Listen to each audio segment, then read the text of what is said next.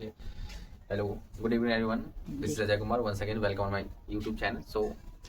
तो जैसा कि आपको पता है कि चाहे आपने देखा होगा वीडियोज में, हमने बहुपद का पूरा आपको सिलेबस पूरा खत्म कर दिया है। आज हम समीकरण पढ़ते हैं, द्विघात समीकरण। उसी चैप्टर का ही है, सेम है, कुछ ज़्यादा डिफरेंस नहीं होता। ठीक है, तो उसमें क्या क्या पढ़ना पड़ता है वो डिस्कस कर लेंगे और क्या है 2 वीडियो में कंप्लीट करेंगे। ठीक है, आज पहले उसके बारे में बेसिक पढ़ लेते हैं, कल उसका सॉल्यूशन पढ़ लेंगे और कल कुछ क्वेश्चंस कर लेंगे। ठीक है, तो इसका मतलब द्विघात समीकरण खत्म हो जाएगा और एग्जामिनेशन में आने वाले सारे टॉपिक इस पर कवर हो जाएंगे। चलिए, तो आज लेसन नंबर कौन सा 4 है ना, ये लेसन नंबर 4 स्टार्ट करने जा रहे हैं। द्विघात समीकरण,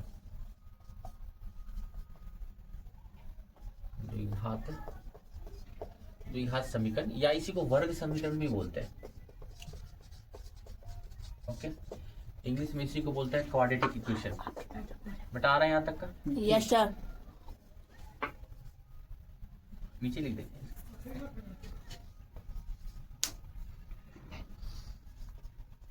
क्वाड्रेटिक इक्वेशन, ये द्विघात समीकरण है। तो हमने जैसा कि आपको पहले ही पढ़ा रखा है, बहुपद में हमने स्टडी आपको करवाई थी, है ना, कि बहुपद में हमने आपको पढ़ाया था कि द्विघात का एक्चुअल उसका व्यापक रूप क्या होता है या उसका नेचर कैसा, दिखने में कैसा होता है। ठीक है, तो जैसे आपको पढ़ाया था उसका व्यापक रूप, है ना, स्टैंडर्ड फॉर्म कैसा होता है, यानी एक द्विघात समीकरण दिखता कैसे है ना। तो द्विघात समीकरण सीधे व्यापक रूप लिख देते हैं, व्यापक रूप। ठीक है, ax square plus bx plus c। Okay, ये इसका व्यापक रूप होता है ना। और इसमें एक और प्रॉपर्टी होगी, a is not equal to 0, यानी a 0 के बराबर नहीं होना चाहिए, क्योंकि a अगर 0 हो जाएगा तो वो द्विघात नहीं हो जाएगा, रैखिक कहलाएगा। ठीक है, तो a का वैल्यू कभी भी 0 नहीं होना चाहिए, ये आपको याद रखना है सबसे पहले। तो आज हमने ये द्विघात के बारे में समझा कि द्विघात बहुपद का ये व्यापक रूप, मैंने पहले भी फर्स्ट क्लास में डिस्कस कर रखा है बहुपद में, द्विघात बहुपद के बारे में। तो ये था द्विघात बहुपद के बारे में। ठीक है, चलिए आज हम द्विघात बहुपद के प्रकार पढ़ते हैं कि कितने प्रकार के होते हैं द्विघात बहुपद। सबसे पहला बहुपद जो होता है द्विघात बहुपद का, लिख देता हूँ मैं। ये पॉइंट है हमारा, द्विघात बहुपद के प्रकार। ठीक है, यानी कितने प्रकार के द्विघात बहुपद होते हैं, इसको लिखते हैं टाइप्स ऑफ क्वाड्रेटिक पॉलिनोमियल।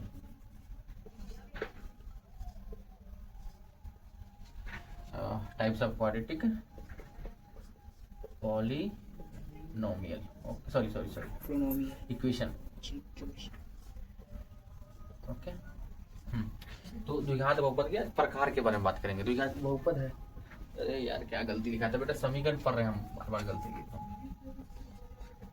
ठीक है, द्विघात समीकरण के प्रकार, यानी द्विघात समीकरण कितने प्रकार के होते हैं। ठीक है, तो द्विघात समीकरण के अगर प्रकार के बारे में बात करें तो 2 प्रकार के द्विघात समीकरण होते हैं। ठीक है, इसमें पहला जो प्रकार होता है उसे हम बोलते हैं शुद्ध द्विघात समीकरण।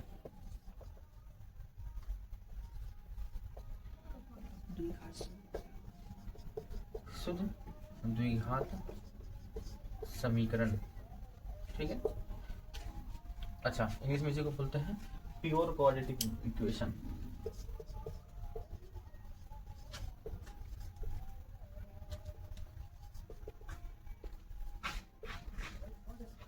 ये बेटा क्या है, पहला जो हो रहा है वो क्या है, शुद्ध द्विघात समीकरण, जिसे प्योर क्वाड्रेटिक इक्वेशन कहते हैं। प्योर क्वाड्रेटिक इक्वेशन में क्या होता है, वैल्यू यही रहती है। ठीक है ना, यानी हमारा क्या ax square plus bx plus c यही फॉर्म रहता है। ठीक है, बट इसमें b इज इक्वल टू 0 होता है। याद रखिएगा, b की वैल्यू जो होती है उसमें 0 हो जाती है। याद रखिएगा इसमें, यानी v की वैल्यू जो होगी वो 0 आ जाएगी, v की वैल्यू जो होगी वो 0 आ जाएगी। फिर बात को समझेंगे। शुद्ध द्विघात समीकरण के अंदर एग्जामिनेशन का कोई पूछ देता है, शुद्ध द्विघात समीकरण किसे कहते हैं, जिसकी v की वैल्यू, ये वाला टर्म क्या होता है 0। तो जैसे ये वाला टर्म जब 0 आ जाएगा ना, तो ये इक्वेशन कैसे बन जाएगा, याद रखिएगा, ये यहाँ इक्वल 0 कर लेंगे, ये क्या बन जाएगा, ax square plus c is equal to 0। ये अगर हम शुद्ध द्विघात बहुपद का शुद्ध द्विघात समीकरण का व्यापक रूप की बात करें तो वो हो जाएगा यार आज बड़ा गलती लिखा जा रहा है भाई, छूट जाए, ax square plus c is equal to 0। वो इस टर्म का होगा, याद रखिएगा, यानी इसमें x वाला जो टर्म होगा ना, जो x वाला टर्म होगा वो उसमें नहीं होगा शुद्ध समीकरण में।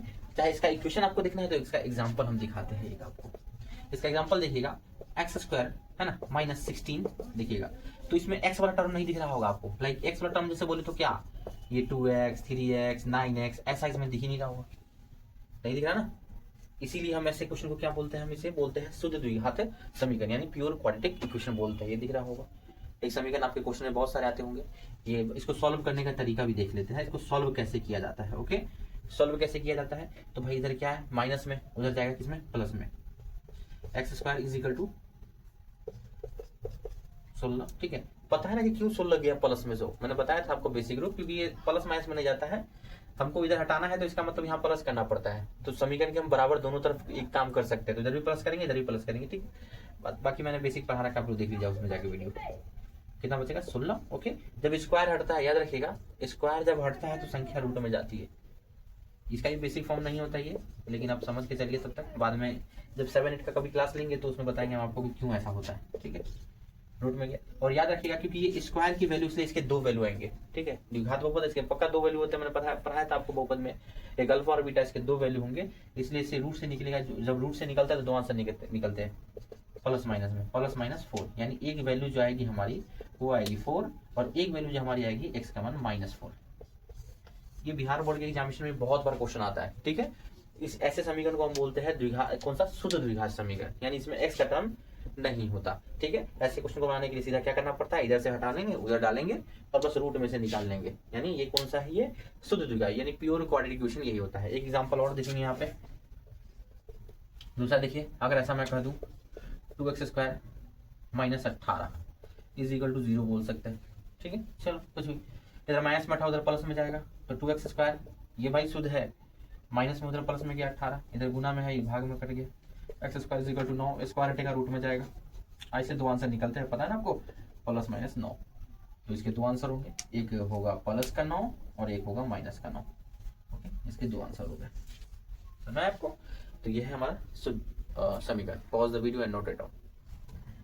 तो आपने इस समीकरण का पहला पढ़ लिया होगा, पहला जिसे क्या बोलते हैं हम लोग, क्या पढ़ा मैंने अभी, प्योर, है ना, यानी शुद्ध के बारे में बात की, शुद्ध द्विघात समीकरण। चलिए, इसका दूसरा जो पार्ट होता है, इसका दूसरा जो पार्ट है वो होता है मिश्रित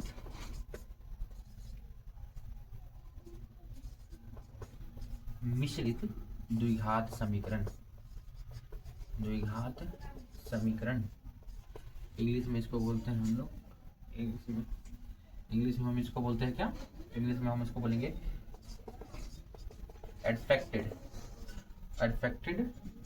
क्वाड्रेटिक इक्वेशन। ओके, बहुत सारे लोग आप देख रहे हैं यहाँ पे स्पेलिंग को एडफेक्टेड, बहुत सारे लोग इसे डायरेक्ट हम अफेक्टेड तो नहीं, डिफेक्टेड बोल सकते हैं। ठीक है, डिफेक्टेड बहुत लोग इसका प्रोनाउंसिएशन सब अपने अपने तरीके से कर लेते हैं, है ना। एडफेक्टेड भी बोलते हैं, ये सीबीएसई वाले बच्चों के लिए मैं बता रहा हूँ, एडफेक्टेड बोल जाता है। ठीक है, और बिहार बोर्ड वाले के लिए मिश्रित बोल सकते हैं। ठीक है, बाकी जितने ही बोर्ड अलग अदर बोर्ड बच गए, यूपी बोर्ड, झारखंड बोर्ड, सब के लिए मिश्रित द्विघात समीकरण ही कहलाएगा। तो मिश्रित द्विघात समीकरण कहते किसे है वो समझो। सबसे पहले इसका व्यापक रूप अगर समझेंगे तो इसका एग्जाम्पल के तौर पे ये समझिए कि x² होना चाहिए प्लस bx प्लस c, ये तो भाई द्विघात का होता ही है, लेकिन इसमें दो टर्म होने चाहिए। जैसे मैंने कहा था b = 0 होना चाहिए, तो इसमें a = 0 भी नहीं होना चाहिए और ना b = 0 होना चाहिए, दोनों में वैल्यू नहीं 0 होनी चाहिए, तभी ये मिश्रित द्विघात समीकरण किसे बोलते हैं, वैसा समीकरण जिसमें the value of the coefficient of x², यानी जो x² का जो कोफिशिएंट होगा, गुणांक होगा या गुणज होगा, वो भी 0 नहीं होना चाहिए, यानी इसकी a की वैल्यू 0 नहीं होनी चाहिए। ठीक है, कुछ बाकी a के 0 नहीं, यहाँ पे इसका मतलब समझिएगा, ये बराबर नहीं का चिन्ह है। बराबर नहीं का मतलब होता है कि तो बराबर बस नहीं होना चाहिए, बाकी उससे छोटा या बड़ा कुछ हो सकता है, 0 से ऊपर कुछ भी हो सकता है, 0 से नीचे कुछ भी ले सकते हैं, लेकिन 0 हम नहीं ले सकते। ओके, है ना, 0 हम लोग नहीं चुन सकते, यानी b का मान भी 0 नहीं होगा और a का मान भी हमको 0 नहीं होगा। तो वैसे समीकरण को, यानी वो ऐसा ही वैसे समीकरण को हम बोलेंगे मिश्रित। जैसे कि क्वेश्चन एग्जांपल में देखिए, 3x² + 6x + 3। देखिए यहाँ b की वैल्यू भी कुछ है, यहाँ सॉरी a की वैल्यू भी कुछ है, b की वैल्यू भी कुछ है, तो ऐसे समीकरण को हम बोलते हैं मिश्रित द्विघात समीकरण। ठीक है, अब इसको भी हल करना, ये तो समीकरण हो गया। ठीक है, इसको भी हल करना हम सिखाएंगे कल की क्लास में, हम लोग इसको भी हल करना सीखेंगे, वो भी 3 तरीके से। इस क्वेश्चन को हम 3 तरीके से, है ना, हल करना सीखेंगे। विलोपन, सॉरी क्या बोलते हैं उसको हम, गुणनखंड विधि, सूत्र विधि, ठीक है ना, और पूर्ण वर्ग विधि, 3 विधि से हम एक ही क्वेश्चन को हल करना सीखेंगे। लेकिन वो कल के कॉन्सेप्ट में रखेंगे, हम जो क्वेश्चन बनाने के टर्म में हम डिस्कस करेंगे उसके बारे में। आज इसके बारे में और बेसिक कुछ चीजें है उसके बारे में हम लोग डिस्कस करते हैं। ओके, तो आप लोग यहाँ तक समझ गए होंगे। सो pause the video and note it down. Okay, तो आप लोग समझ गए होंगे, उसके प्रकार पढ़ लिए आज। अच्छा, अब इसमें एक टॉपिक और पढ़ते हैं हम लोग। अब हम लोग पढ़ते हैं द्विघात, इसका जो हम पढ़ेंगे अभी, आज हम पढ़ते हैं इसका नेचर, प्रकृति, यानी प्रकृति कैसा होता है। ठीक है, एग्जामिनेशन का बहुत ही अच्छा टॉपिक है, जिसे नेचर बोलते हैं या प्रकृति बोलते हैं। ठीक है, तो याद रखिएगा, ऐसे लिखते हैं हम लोग प्रकृति, लिखा हुआ है।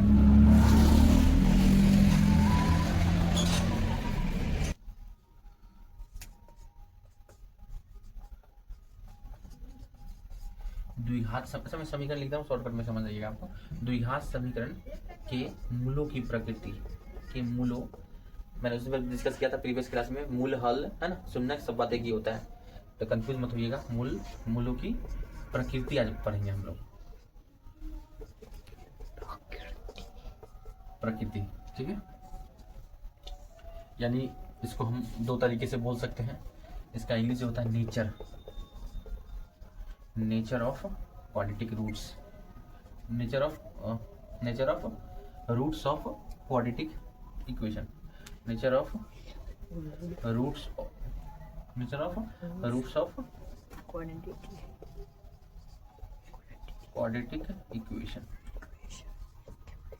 ओके, यानी द्विघात समीकरण के मूलों की प्रकृति बहुत इंपॉर्टेंट है। ठीक है ना, एग्जामिनेशन में डायरेक्ट बोलता है। इसी को हम दूसरी भाषा में समझे तो इसी को हम डिस्क्रिमिनेंट बोलते हैं। क्या बोलते हैं मतलब, उसी का नेचर हो गया, यानी उसी को हम डिस्क्रिमिनेंट बोलते हैं।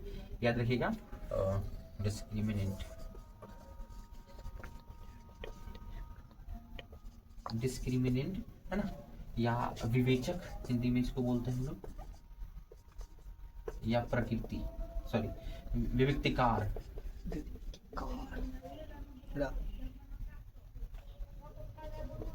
विविक्तिकार। ओके, है ना, शॉर्टकट में हम इसी को क्या बोलते हैं, डी। इसी को हम शॉर्टकट में क्या बोलते हैं बेटा, डी बोलते हैं। ओके, याद रखिएगा, समझिएगा बात को। आज जो हम समझाने जा रहे हैं इसको, है ना, कि डी डिस्क्रिमिनेंट। अगर आपको कभी भी प्रकृति पूछे तो समझ जाइए आपसे क्या पूछ रहा है, डिस्क्रिमिनेंट ही पूछ रहा है, विवेचक ही पूछ रहा है। और विवेचक को ही हम क्या नेचर के नाम से जानते हैं, यानी नेचर पूछ रहा है आपसे, उसका नेचर कैसा होगा। और एक्चुअल में उसको हम क्या बोलते हैं, डिस्क्रिमिनेंट बोलते हैं। हिंदी में विवेचक या व्यक्तिकार बोलते हैं, जिसे हम शॉर्टकट में डी बोलते हैं। तो इसका एक फॉर्मूला होता है b² - 4ac। याद रखिएगा, b² - 4ac बहुत अच्छा क्वेश्चन है। एग्जामिनेशन में डायरेक्ट से क्वेश्चन पूछता है, या तो आपसे पूछ देगा, दो प्रकार के क्वेश्चन आता है, ऑब्जेक्टिव में भी और सब्जेक्टिव में पूछ देगा। देखिएगा, मैं समझाऊंगा क्वेश्चन कैसे बनेंगे। सबसे पहले पूछ देगा कि भाई बताइए द्विघात समीकरण के मूल, जैसे कि क्वेश्चन दे दिया आपको, बिहार बोर्ड में पूछे हुए क्वेश्चन बताता हूँ, फिर इसकी प्रॉपर्टी भी पढ़ाऊंगा मैं आपको। ठीक है, इसकी प्रॉपर्टी सबसे पहले क्वेश्चन देख लेते हैं हम लोग।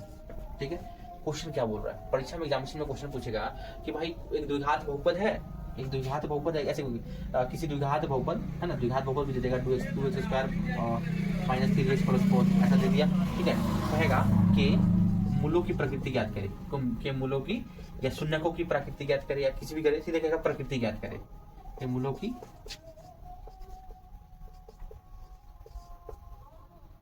प्रकृति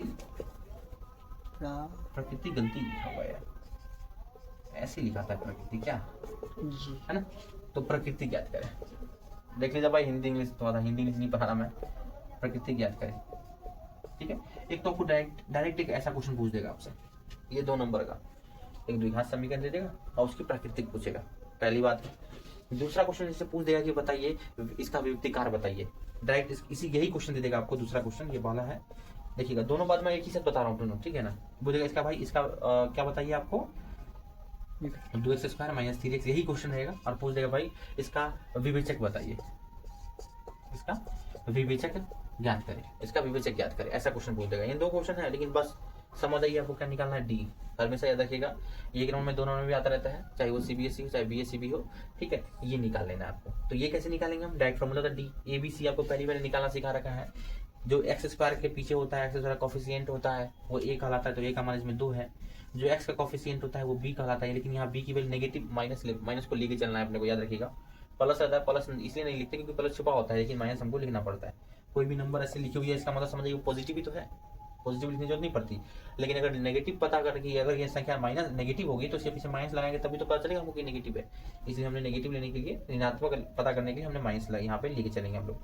और c का वैल्यू हमको दे रहा है कितना, 4। बस इसमें डाल देंगे, d = कितना होता है फॉर्मूला, b² - 4ac। तो बी स्क्वायर, बी की वैल्यू दे रहा है -3, तो -3 का स्क्वायर -4, ए की वैल्यू दे रहा है हमको 2 और सी की वैल्यू अपने को दे रहा है 4। कोई दिक्कत नहीं भाई, चेक कर लो इसको। D is equal to b square -3 का स्क्वायर -4ac, तो 4a और c। चलिए इसको सॉल्व करते हैं हम लोग। -3 का स्क्वायर करते हैं हम, कितना आता है 9 आता है, ठीक है, किसी को दिक्कत नहीं होनी चाहिए। प्लस है ना, 4 चौके 16, 16 दूना 32, भाई ये आ गया इसका आंसर। यानी अगर आप देखिए 9 में से अगर 32 गया, 9 में से 32 जाएगा तो कभी भी बड़ी संख्या में से छोटी संख्या, छोटी में से बड़ी घटाते तो आंसर पहले तो माइनस आता है। ये समझिए बहुत सारे बच्चे यहाँ गलती कर लेते हैं, सीधे 32 में से 9 घटा के लिख देंगे, ठीक है। लेकिन अपने क्या करना है, इसको ठीक करना है तो थोड़ा सा आपको करना पड़ेगा, ठीक है। तो कितना अपने पास बचेगा,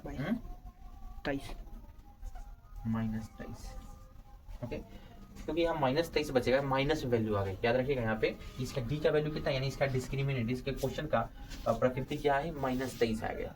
प्रकृति भी इसके 3 प्रॉपर्टीज होते हैं, तब हम बताएंगे, तब उसमें इसका आगे लिखना पड़ेगा, क्योंकि डी की वैल्यू अगर माइनस में होगी तो क्या होता है, डी की वैल्यू प्लस में होगी तो क्या होता है, और डी का वैल्यू 0 होगा तो, यानी 3 ही कंडीशन फॉलो हो सकता है, या तो 0 से बड़ा होगा, या 0 से छोटा होगा, या 0 होगा, यही तो पॉसिबिलिटी है। तो आज वही हम चेक करेंगे कि ये 0 से बड़ा होगा तो क्या कहेंगे, 0 से छोटा होता है तो क्या कहते हैं, और 0 के बराबर होता है तो क्या कहते हैं। ओके, तो यहाँ तक समझ गए होंगे, अभी तक आपको सिर्फ यहीं तक समझना, ठीक है ना। अब इसकी प्रॉपर्टी पढ़ाएंगे तो कवर कीजिएगा। So pause the video and note it down.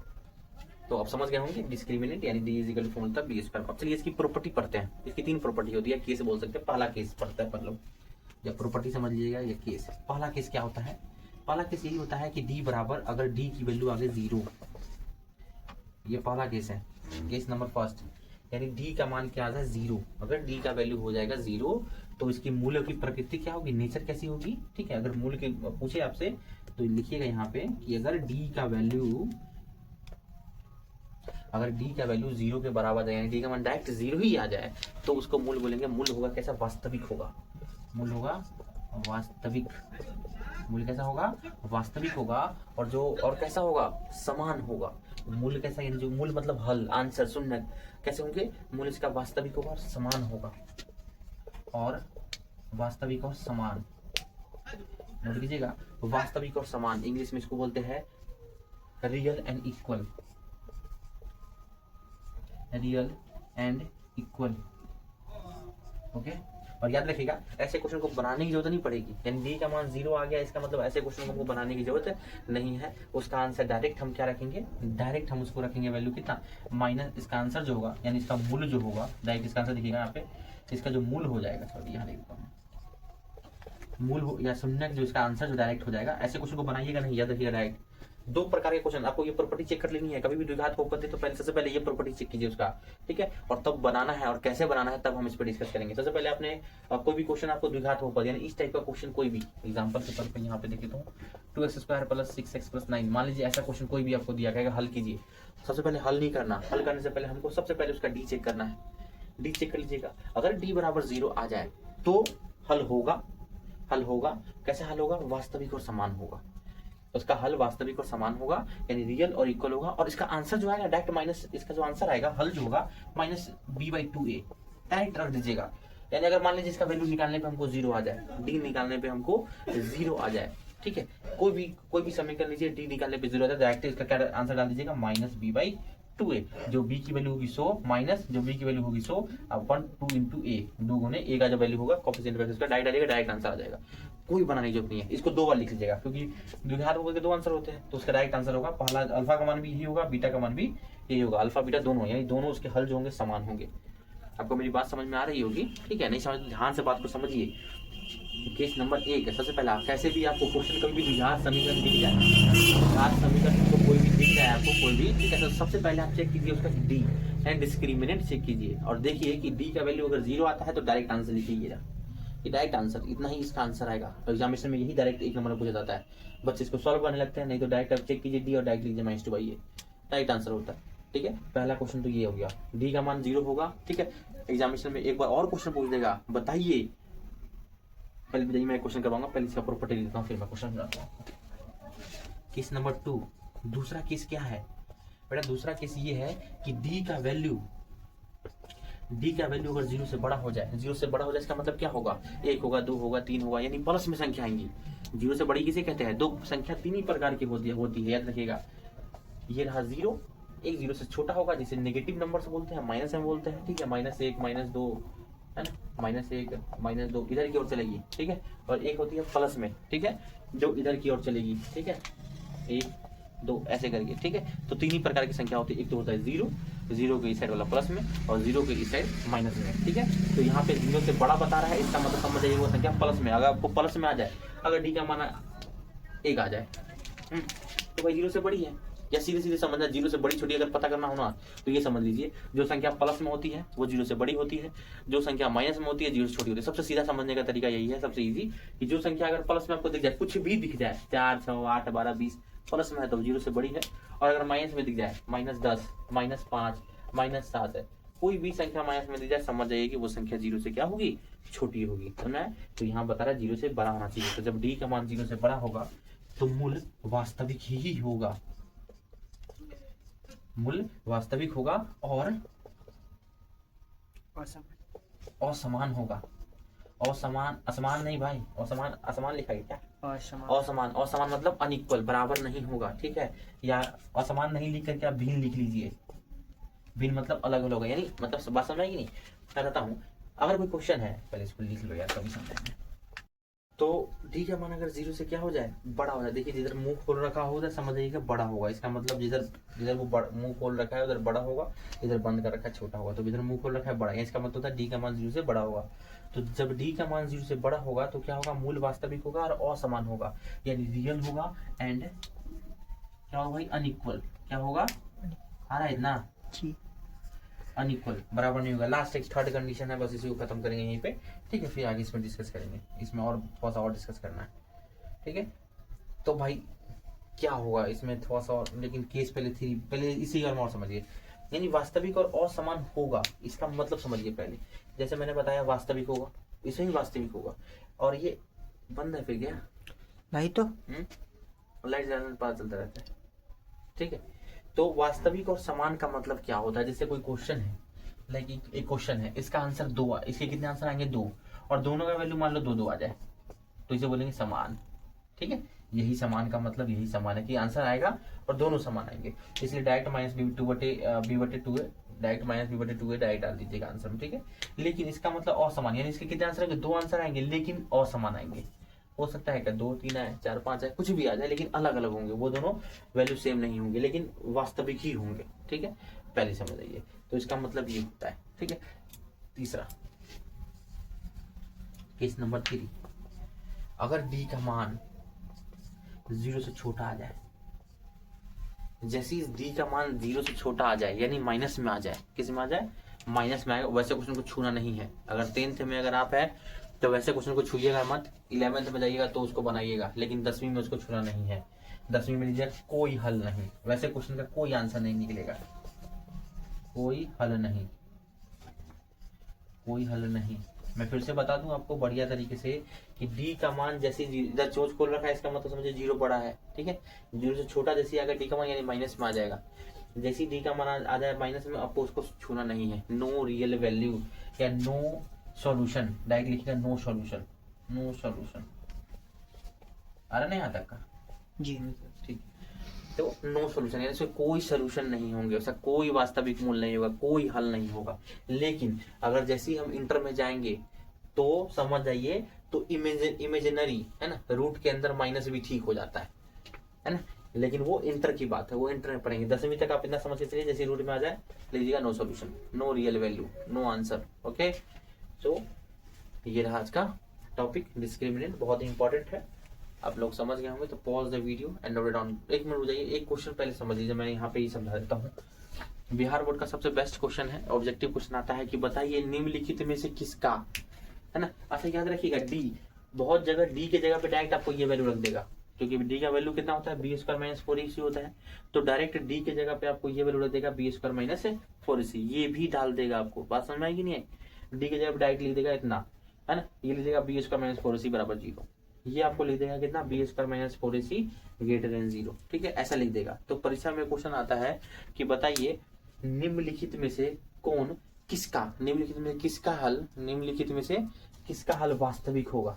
ये देखिएगा वास्तविक किसका हल है, इसका हल है, 2 का हल वास्तविक है, आपसे परीक्षा में पूछ देगा, बहुत इंपॉर्टेंट क्वेश्चन है ये वाला, समझिएगा कि निम्नलिखित में से किसका हल वास्तविक होगा। परीक्षा में बहुत इंटरेस्टिंग है। तो वास्तविक कब होगा, जब डी का मान, डी बोले तो या तो ऐसे ऐसे भी होगा, डी का मान, ठीक है, जब डी का मान क्या हो, बड़ा हो, क्या हो, बड़ा हो और बराबर भी हो। ये रहा ऑब्जेक्टिव। इसके जगह पे, डी के जगह पे आपको ये भी लिख देगा बी स्क्वायर माइनस 4ac। बस समझ, यानी परीक्षा में डायरेक्ट क्वेश्चन पूछेगा, बताइए निम्नलिखित में से द्विघात समीकरण का हल वास्तविक कब होगा।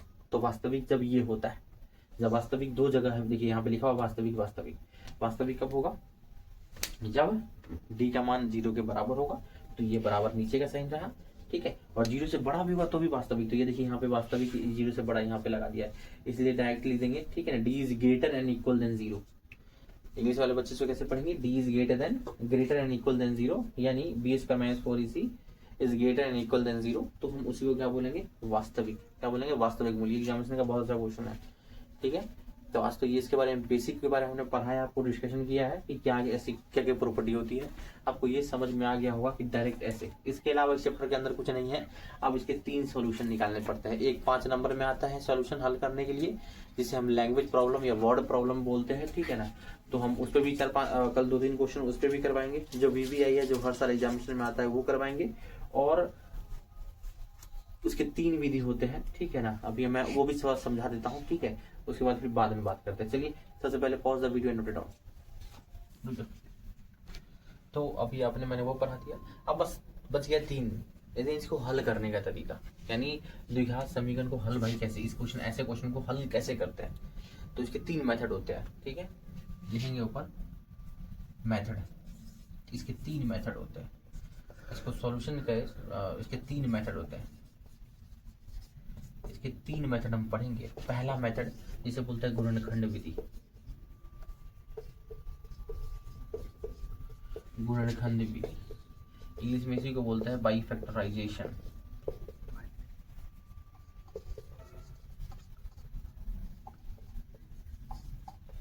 बाई फैक्टराइजेशन, ठीक है। दूसरा मेथड जिसे बोलते हैं सूत्र विधि, सूत्र विधि बाई फॉर्मूला,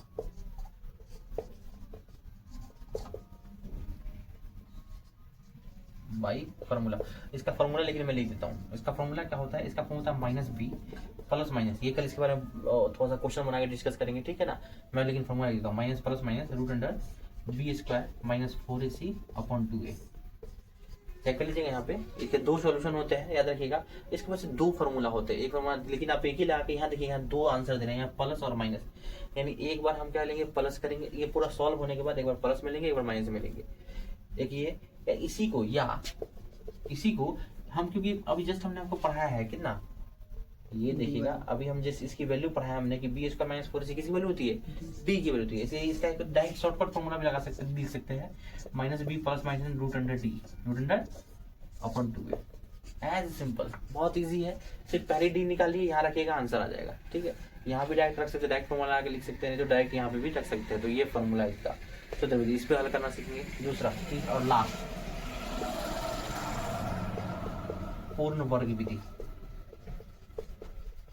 पूर्ण वर्ग विधि, completing square method, by completing square method. ये भी बहुत अच्छा क्वेश्चन एग्जामिनेशन में आज तक तो आया नहीं, ये वाला ज्यादातर एग्जामिनेशन में ये आता है और ये वाला आता है, ठीक है। पूर्ण वर्ग विधि बहुत ही कम आता है, ठीक है ना, लेकिन हम इसके बारे में बड़ा डिस्कस करेंगे। ये हमारा कल का वीडियो होगा। सो आज के लिए bye, good night, see you tomorrow and